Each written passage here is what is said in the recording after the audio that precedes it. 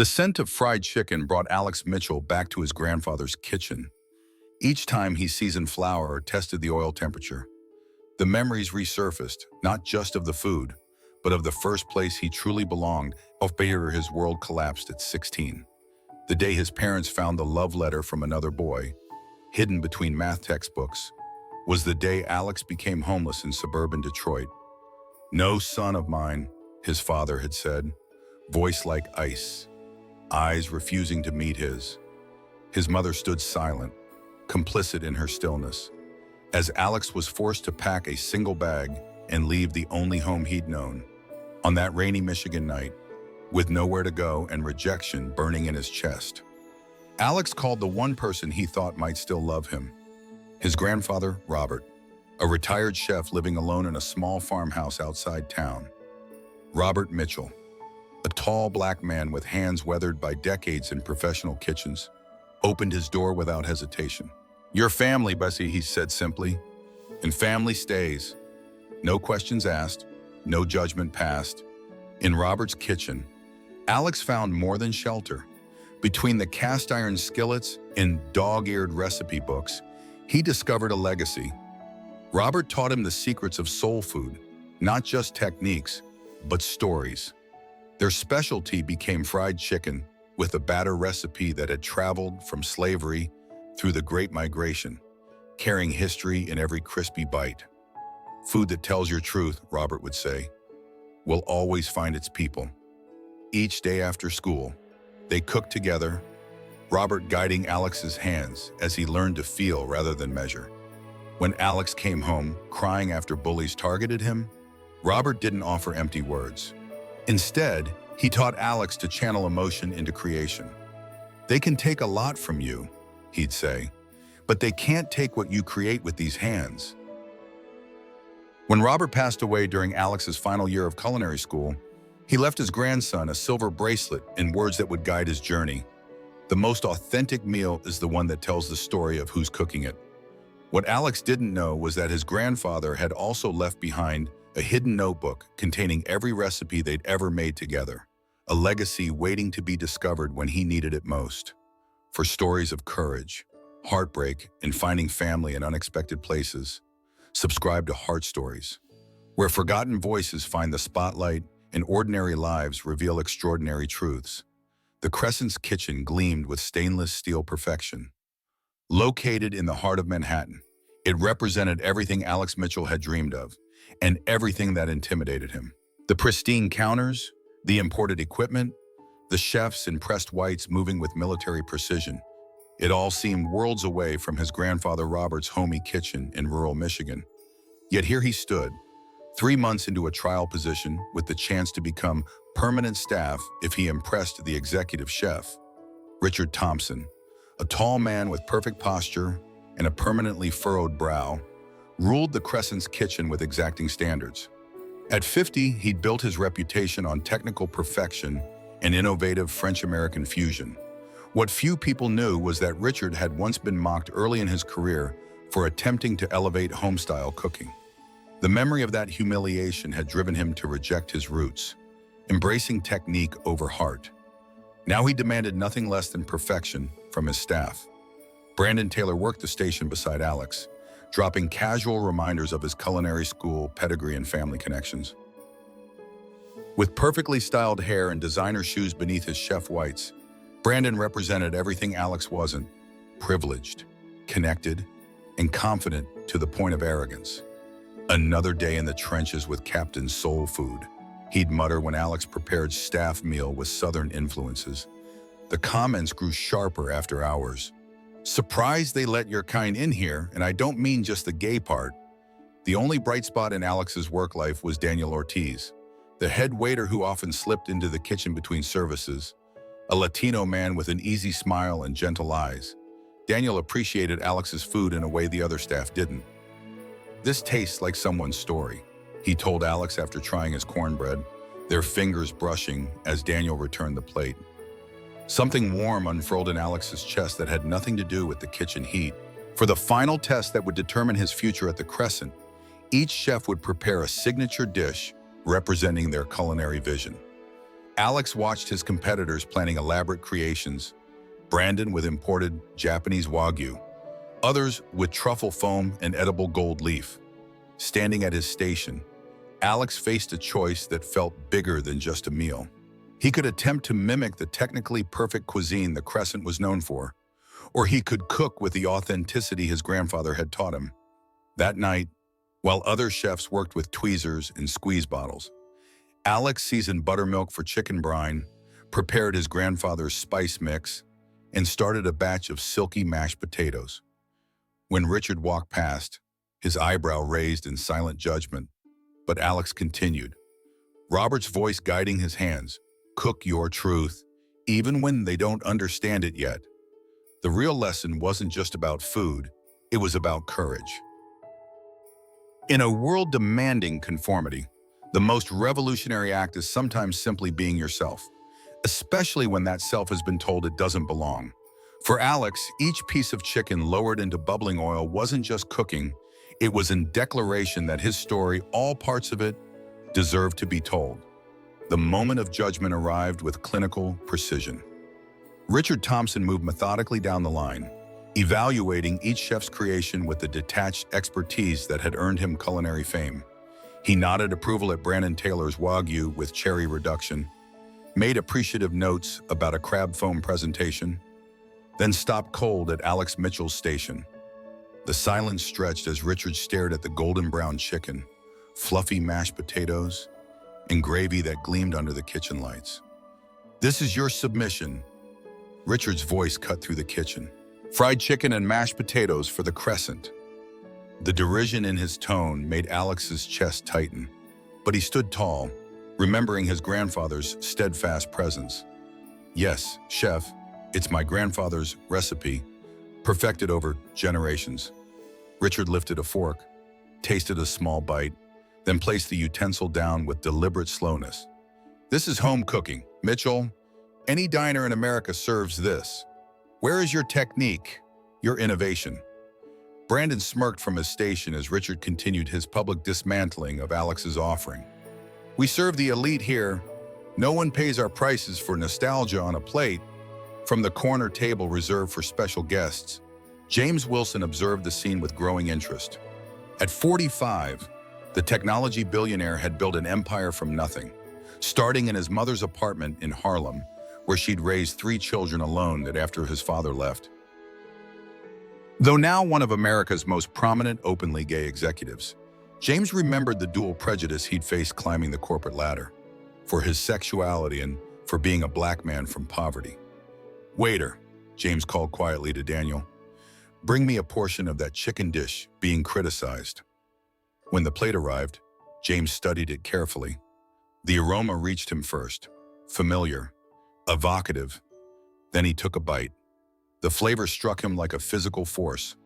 Suddenly he wasn't in the Crescent anymore, but back in his mother's kitchen, where she'd made nearly identical chicken on nights when bill collectors called and dinner had to stretch to feed 3 hungry children.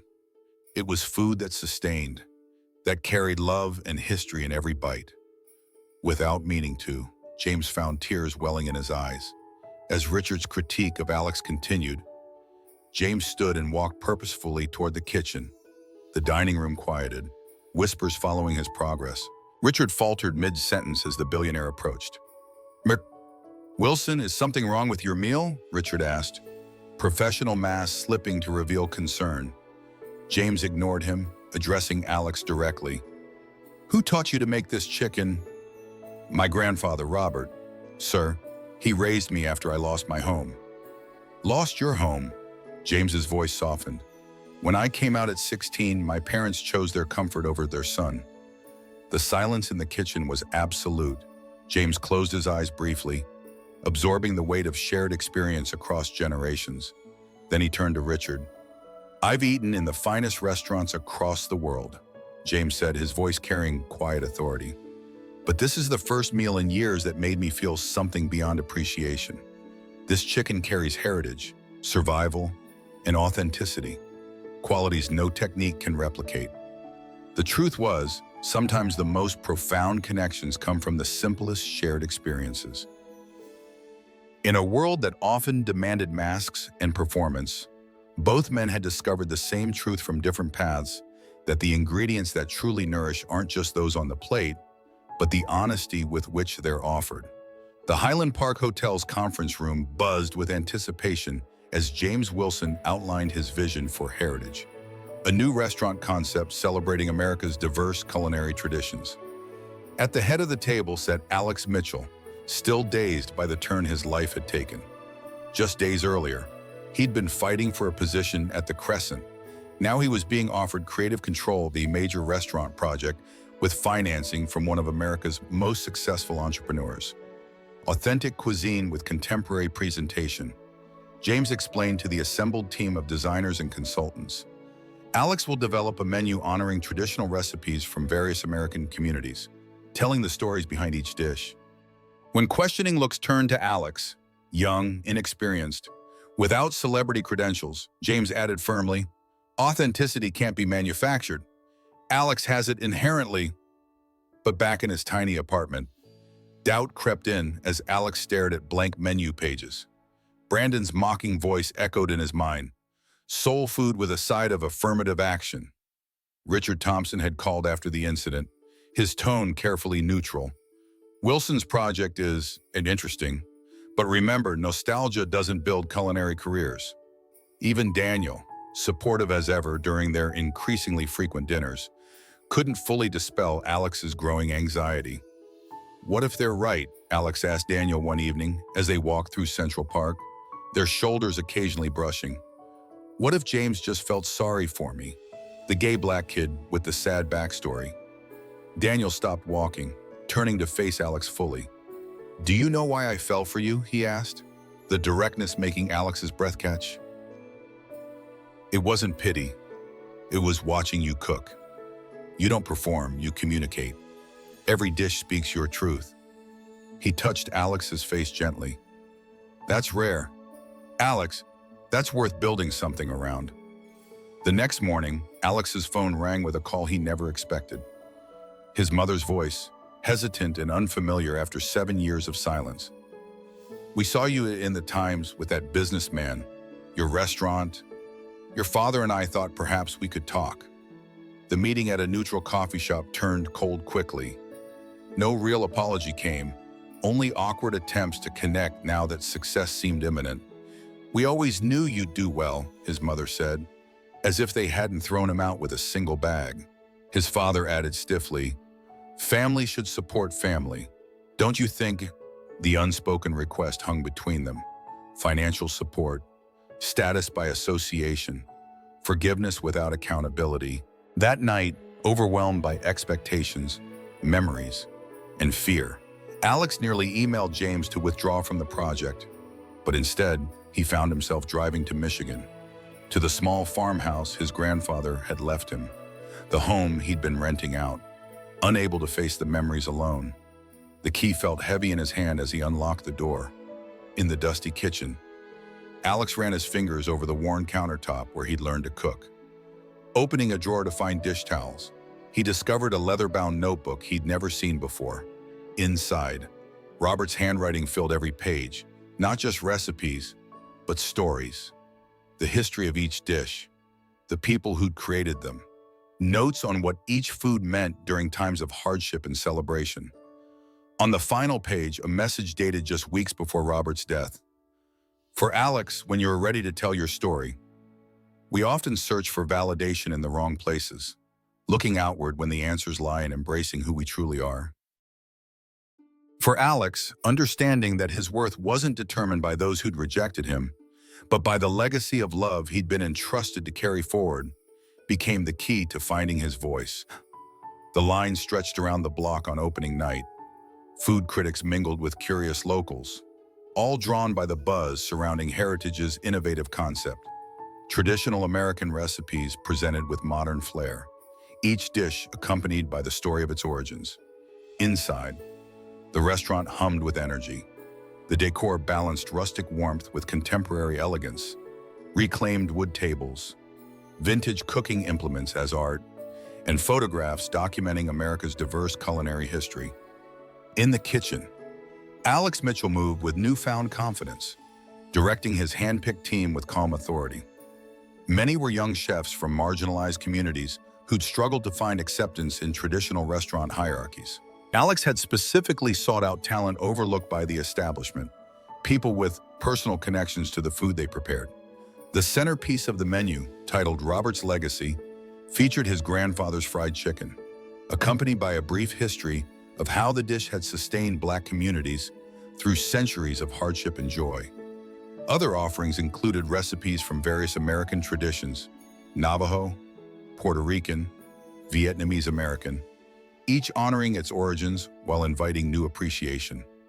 James Wilson observed from a corner of the table, nodding approvingly as plates returned empty. His instinct had been right.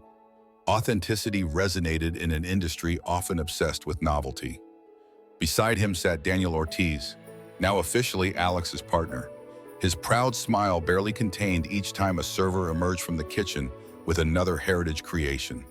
Midway through service, a surprise guest arrived. Richard Thompson stood awkwardly at the entrance, taking in the bustling scene. When Alex emerged to greet him, Richard offered an uncharacteristically humble acknowledgement. "I came to see what you've created," he said, gesturing around. "It appears I may have misjudged what diners are hungry for these days." Alex smiled, remembering his grandfather's wisdom. "Would you like to try the chicken that started it all?" As Richard sampled the dish, recognition flickered across his face, not just of the flavor, but of something deeper. "My mother made something similar," he admitted quietly, "before I decided it wasn't sophisticated enough for my career." Near closing, one final guest slipped in, Alex's younger brother Michael, now 21, whom he hadn't seen since leaving home. He carried a wooden box that Alex recognized from his grandfather's house. "I used to visit Grandpa Robert in secret," Michael explained. "He gave me this before he died, said to give it to you when you found your path." Inside lay photographs, Robert's cherished spice grinders, and a letter expressing his pride in the man Alex had become. Looking around at the restaurant, his vision brought to life, Alex realized he'd created more than a business. He'd built a family of choice, a community bound by shared values rather than obligation. The people who truly mattered had found their way to him, while those who couldn't accept him had revealed their limitations, not his. Have you ever found family in unexpected places when those who should have loved you unconditionally failed? How did food or shared traditions help you build new connections that transcended blood ties? Share your story in the comments below. Subscribe to Heart Stories for more tales of resilience and belonging from voices society too often overlooks.